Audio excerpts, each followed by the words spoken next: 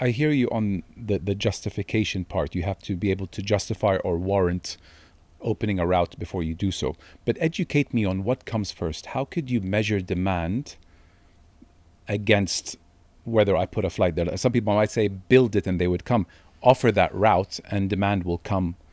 How do you go about opening new routes? It's very interesting, by the way, and very challenging, I would imagine. Yeah, it's chicken or the egg, and it's it's not a one size fits all kind of thinking. So, for example, today we are at an age where aircraft availability is a constraint. We know that the big giants in the industry, Boeing, Airbus, are struggling to keep up with the demand on producing more and more aircraft. So everyone is in need for more aircraft. That's a phase where you need to be very careful in your selection of routes and destinations and frequencies, and maybe, I don't know, maybe 10 years from today it's going to be a different story where you're going to have an abundance of aircraft available, and so the constraint will not be there. So it's really studying the demand. It's an art, much more than a science. Chicken or egg, build it and they will come, or kind of increase the flights as the demand comes in. But let's remember, if you look at Red Sea and Ula, I love these places, Beautiful. but they're still pretty small in terms of capacity so far. I mean, you talk about few hundreds of rooms available in each. So we still haven't really reached a level where these are established destinations that are open for the world. I joined Saudi in 2021, and I was fortunate enough to come in at a time where a new transformation strategy was being rolled out. And I remember when we were putting the strategy for 2021 up until 2025. 2021 is like yesterday. In 2021, Al-Ula was not open. Red Sea was nothing. It was purely plans on paper. Yep. Okay, Diriyah did not have all this kind of development progress that they've had. Riyadh season was just a small activation, maybe. Look where we are today. I mean, we're now in a phase where we want to put our strategy of 25 until 2030, and the input to the strategy is 180 degrees different than where we were in 21. 21, we were talking about an intent for Saudi Arabia to become a tourism, leisure, business, sports kind of destination. Today we talk about reality. Yeah. This is happening. Today we talk about what on earth are we going to do to prepare ourselves for Expo 2030, for World Cup 2020, 2034. It's incredible. The speed of progress that we are living in is just incredible. As you know, the green branding is something very close to all of our hearts, especially me, maybe more, and anyone who had their father or mother, for that matter, involved in the airline in the 80s or 90s.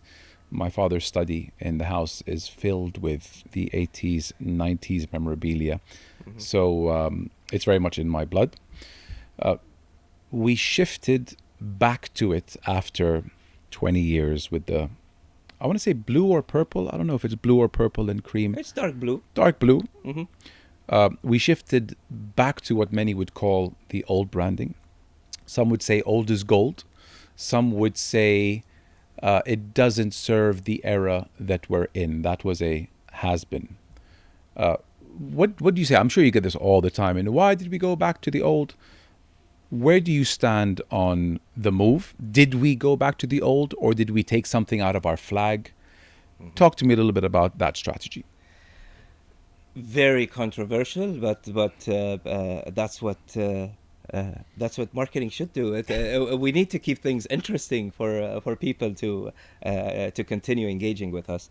Um, did we go back? Yes, we certainly went back. Is it about uh, only going back? Absolutely not.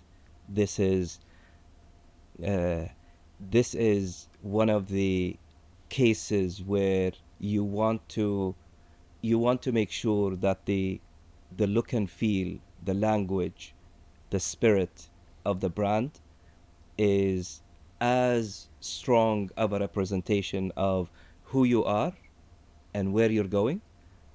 So the choice of green was probably a first choice that we took, irrespective of whether that green is the same old green or a new one. So the choice of green was very clear for us from the beginning when we started, that we wanted to go back to green as a brand color.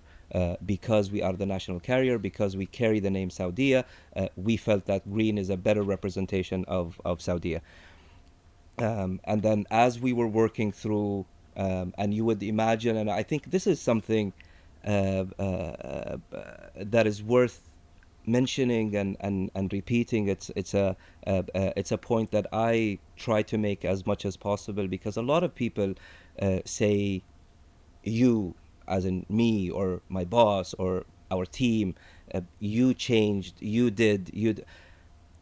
changing or rebranding Saudia, believe me, is a process that has so many stakeholders to the highest level, that are involved in this, who need to be convinced, who ask questions, who follow up on analysis, on data, on so it was not a one man show. It was not a one decision by someone. It was a very well governed process that took us around 3 years to pull off. And we studied, and we came up with options, all the way from creating something completely new to going back to, and it's the 70s, not the 80s, because actually this emblem that we are today using with a bit of modernization first came to life in 1968. Okay, so it's as old as 1968. The Yeah, yeah, wings. the wings with the palm tree. Palm tree. Uh, so uh, so the process was, let's look at the entire horizon. Let's work on something completely new, and let's work on as far as going back as is. And we studied, we did research, not only research in Saudi, but in other markets, in the US, in the UK, in Africa, in Asia.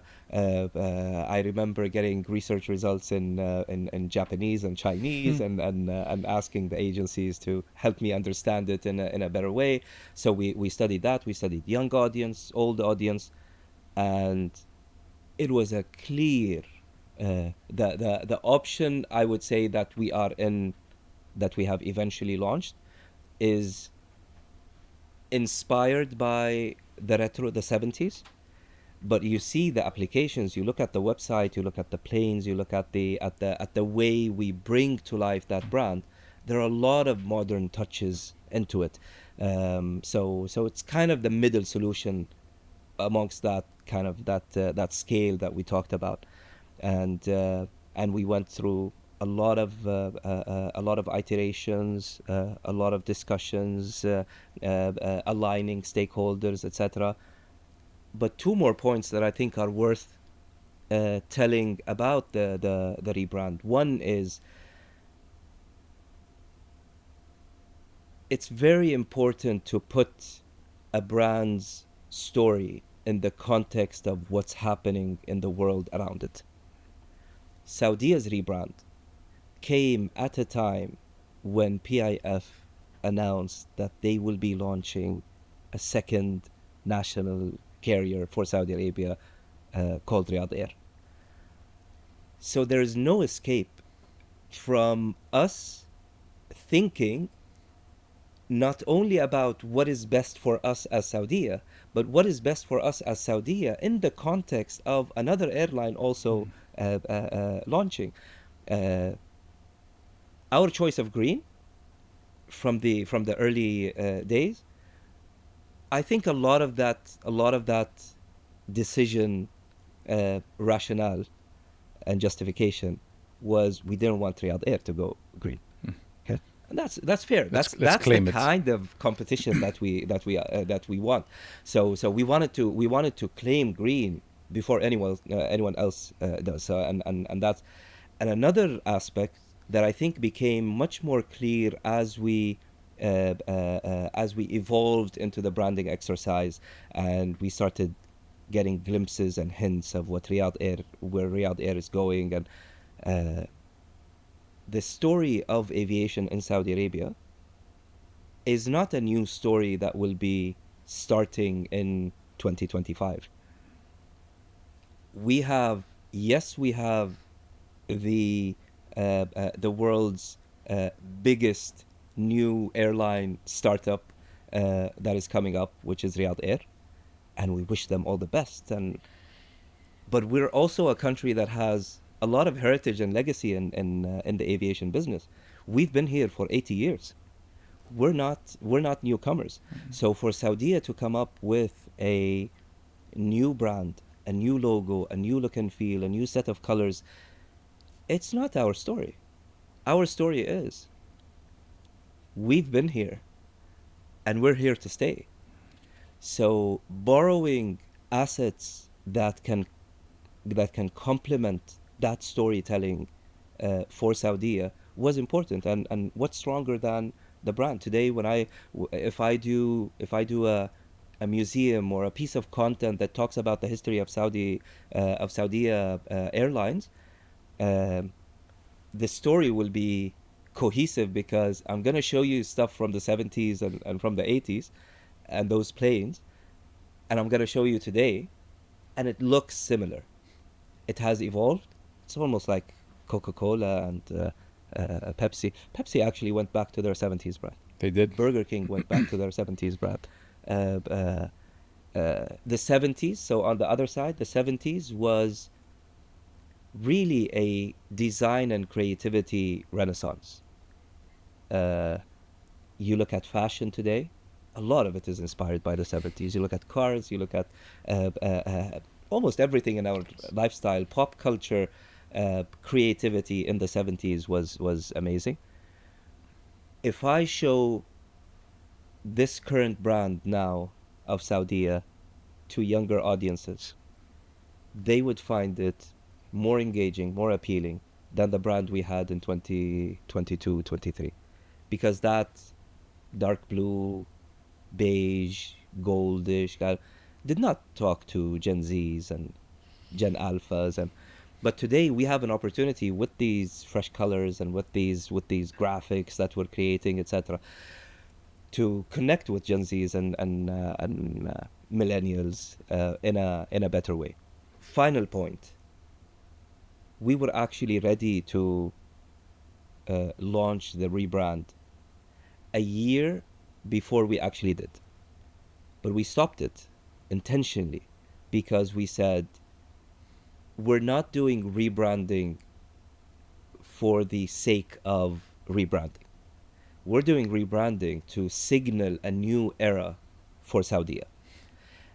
And if we come to the market with a new logo, colors, fonts, advertising, etc., without substance, without something that has really changed in the service offering, in the product that we are giving, then we probably will get a lot of heat and backlash on this. And you know how in Saudi Arabia specifically, uh, our public is very critical, very cynical, and could be some of the most difficult. And it's a challenge for us in Shrewd. marketing, but it's also a good challenge to have because we have a very uh, well educated, high taste. Uh, community that they wouldn't accept things No. easily. Uh, uh, so the launch, we delayed it for a year, and we said we want to make sure that we have a new app that is significantly better than the old app.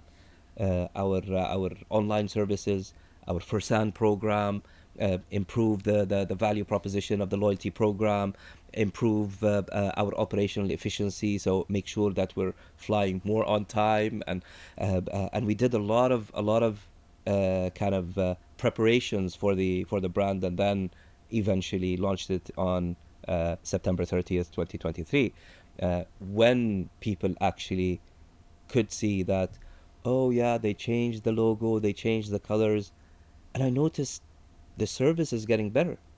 The app is much better. The website is much better. The food is much better. We're flying on time. So that was also very important. So it's a lot of context. I think the short answer, going back to, uh, is it going back? It is celebrating what is worth celebrating. We have a history that we do not want to uh, forget, and we don't want people to forget. And if we can use that asset for us moving forward, uh, believe me, we are going to use it. We're not going to shy away from it. We had a great, we have a great history. We have a great legacy, and inshallah, it will continue.